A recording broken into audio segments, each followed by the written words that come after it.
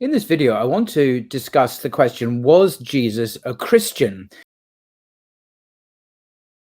It's a slightly odd question because Jesus is seen by the church as the founder of Christianity, and it's popularly understood that Jesus preached beautiful teachings that are Christian teachings. It might sound like a tautology, but there's a point to what I'm saying, so bear with me. So he preached things like love your enemies, for example, in Matthew chapter 5, verse 44. How amazing is that? But the thing is, and as they say, the devil's in the detail. When you actually examine the Gospels in the Bible closely, you'll notice some very odd things that Jesus is alleged to have said. Now, I say alleged because the consensus of experts today, New Testament scholars, historians, is that the Gospels we have, Matthew, Mark, Luke, and John, are not written by eyewitnesses. They're not first-person testimony. They didn't actually meet Jesus. They use sources, and scholars have discovered what these sources are. Matthew and Luke famously used Mark and a sayings source called Q, which is the German word Quell, meaning source. And they use other sources as well. So eyewitnesses don't rely on other people. They just write their account as witnesses, as you would.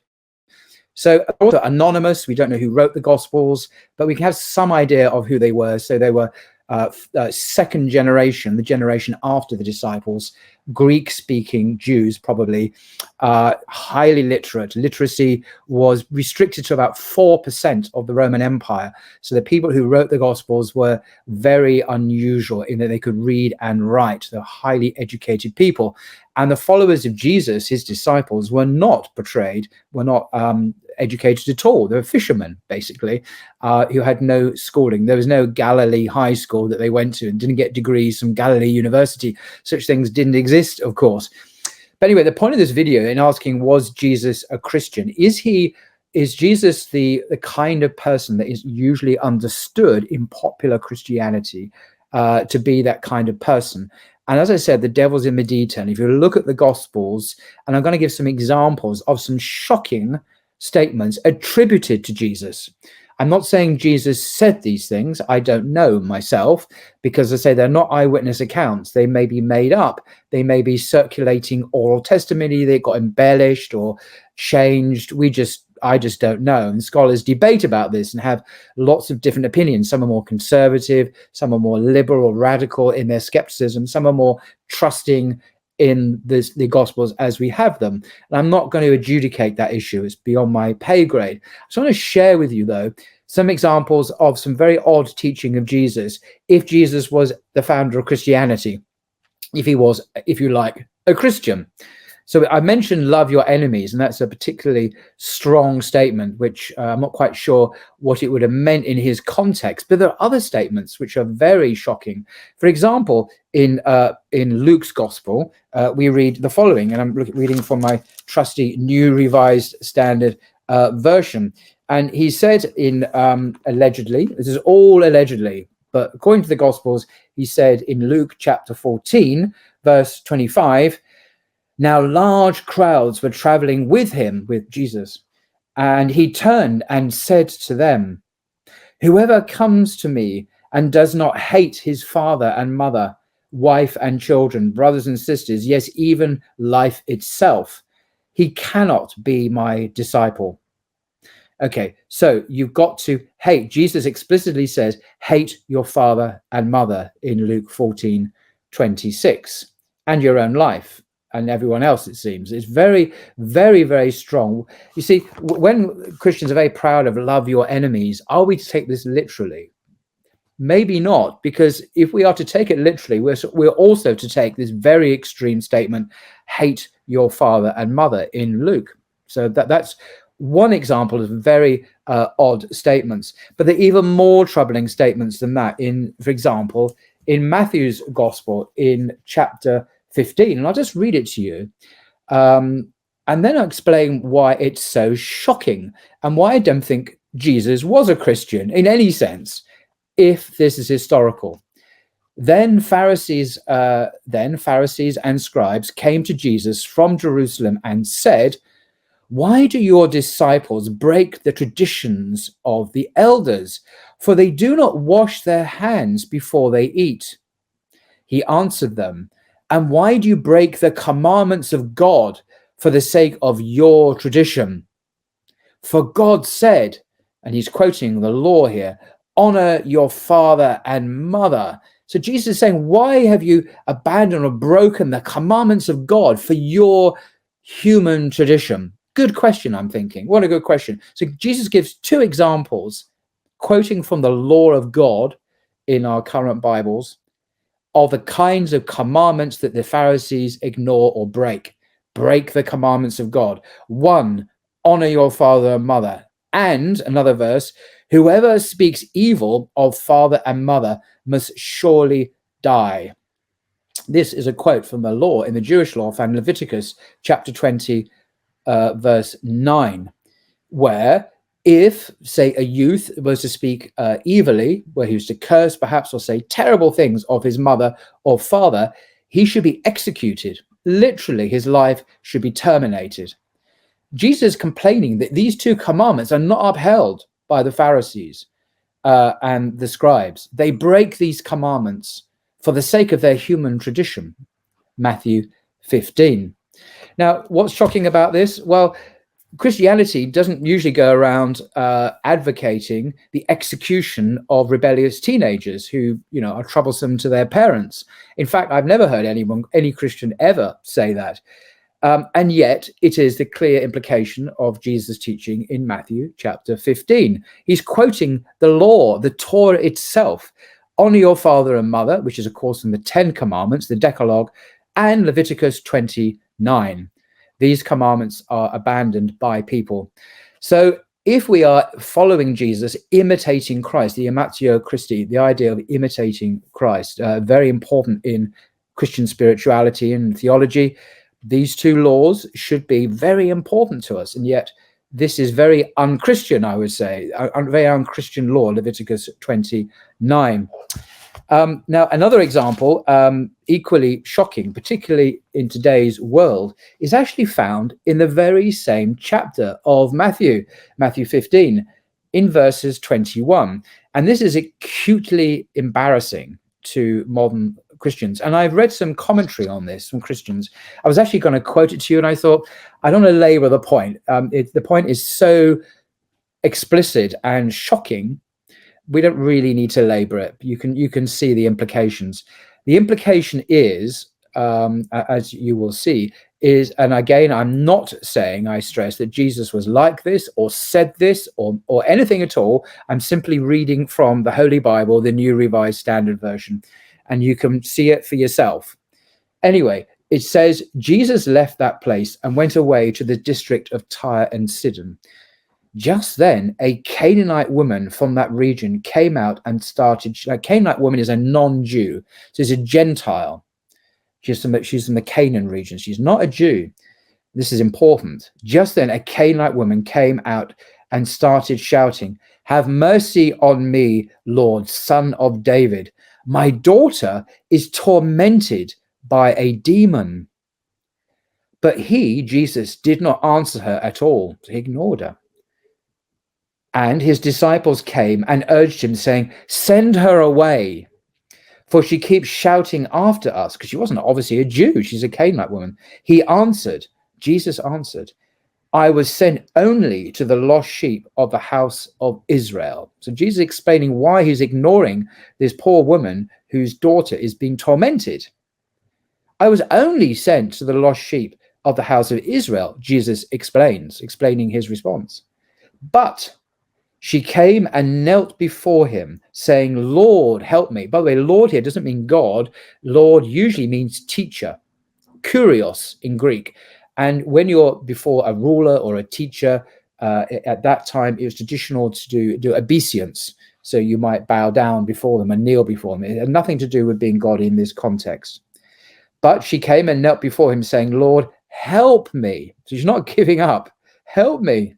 He answered, "It is not fair." So this is Jesus. Was Jesus a Christian? Remember, that's the question of the video. Jesus answered her, she begging him to help her. "It is not fair to take the children's food and throw it to the dogs. Jesus said, allegedly, it is not fair to take the children's food and throw it to the dogs. Gentiles didn't have a very high status amongst many Jews at that time, many Israelites. They were seen as dogs. They were unclean. And Jesus seems to be suggesting in this portrayal a typical kind of ethnic kind of prejudice or racism, as we would call it today, towards people who are not part of his own ethnic group. So this has often been recognized, particularly by so-called more progressive Christians that I have read, to be an example of Jesus's human racism. Shocking, I know. So it is not fair to take the children's food and throw it to the dogs. So he's likening her and his daughter to dogs, unclean animals. And she replies, yes, Lord, yet even the dogs, she gets the insight, even the dogs eat the crumbs that fall from their master's table. Then Jesus answered her, woman, great is your faith. Let it be done for you as you wish. And her daughter was healed instantly. What an interesting story, how it evolves, isn't it? Starting off with a woman, a Gentile, a Canaanite, an outcast, not a Jew, petitioning Jesus, heal my daughter. His first response, this is the Christian Jesus, remember, is to ignore her. Not very loving. Remember, love your enemies, allegedly. Love your enemies. But he wouldn't even recognize her. He ignores her initially. She persists. And then the disciples say, look, we must send her away. But then he answered, I'm only sent to the Israelites. He's very explicit. I'm nothing to do with you. I'm only coming to my ethnic group, not to you. You're an outsider. Not very Christian, is it?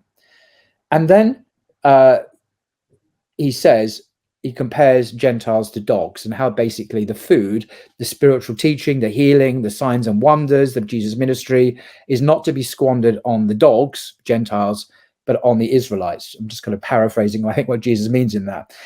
But she persists, and she's not put off by this apparently abusive, racist expression, calling her kind Gentiles dogs. She's not put off by that. She persists. Yes, sir, but even dogs eat the crumbs that fall from the table. Very clever answer. She's not apparently offended. She's kind of working with this idea and seeing if she could turn it around and still get Jesus to do the miracle. She believes in him, that she believes that he can actually heal her daughter.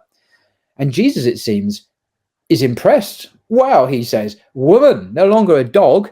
She's now a woman. Woman, great is your faith. He's really impressed with this dog, this woman, this Gentile. He's just insulted her.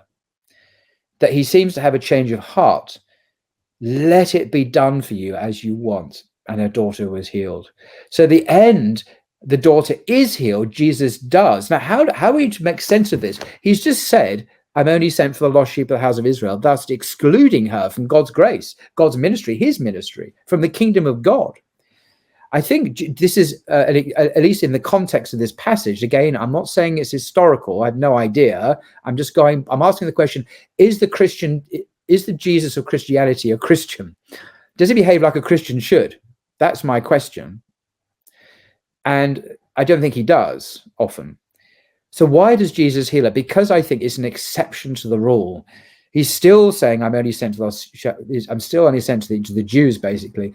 But because of this exceptional great faith he sees in this particular Gentile/dog, he will heal the woman's daughter. So her daughter was healed instantly. Wow, boom, she was just healed. That is extraordinary. And I think that shows how different what I'm trying to say here in this video really is that there are many places in the Gospels where Jesus doesn't behave like a good Christian should behave. If we behave like Jesus behaved or followed his teaching, we would be in great trouble politically, economically, with the law, actually, for many reasons. Another one is extraordinary. Leave the dead to bury their own dead. Now, in Jewish tradition, then as now, there's a great stress on honoring the dead. People have died, that you have to wash and so on, quite similar to Islam in many ways. But Jesus didn't seem unconcerned with such traditions. Leave the dead to bury their own dead, which is a great offense, a great violation of the Jewish tradition about honoring the dead. What are we to make of that? Is that very Christian? Another statement, again, this is just single verses, look them up in context, where he is apparently, where he says in the Gospels, I have come not to bring peace, but a sword. He's not a peacemaker, Jesus, according to Matthew chapter 10, verse 34 and Luke 12:51.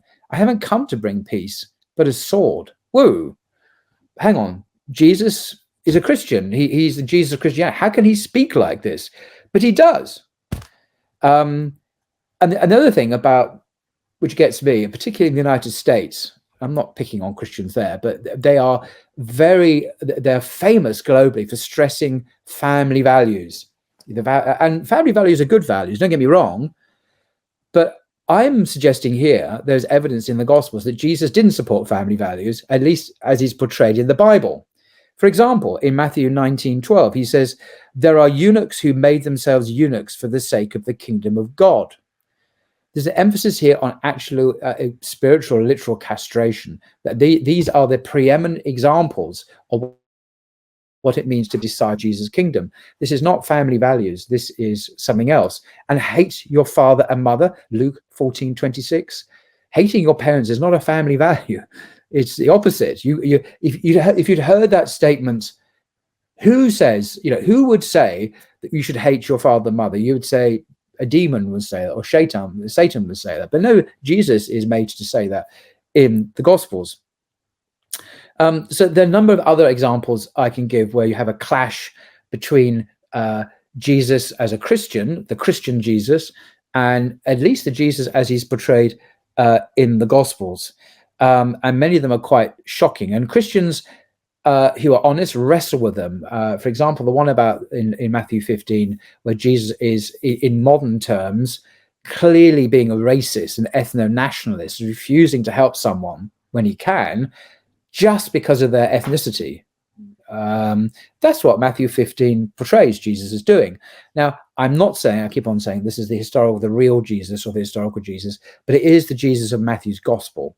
And that's why I'm raising this question. So if you want further reading on these kinds of questions, I do recommend this rather good book, How Jesus Became Christian, the Early Christians and the Transformation of a Jewish Teacher into the Son of God by Barry Wilson. Now, he's a professor of religious studies at the University of Toronto. He's an award-winning educator. He teaches courses on early Christianity, the Dead Sea Scrolls, Second Temple Judaism, and the literature. As I say, he's a Canadian biblical scholar. Do recommend this book, How Jesus Became Christian, because there's much, much more to say on this than just a few stories from the Gospels where they don't really sound very edifying or much like a Christian Jesus.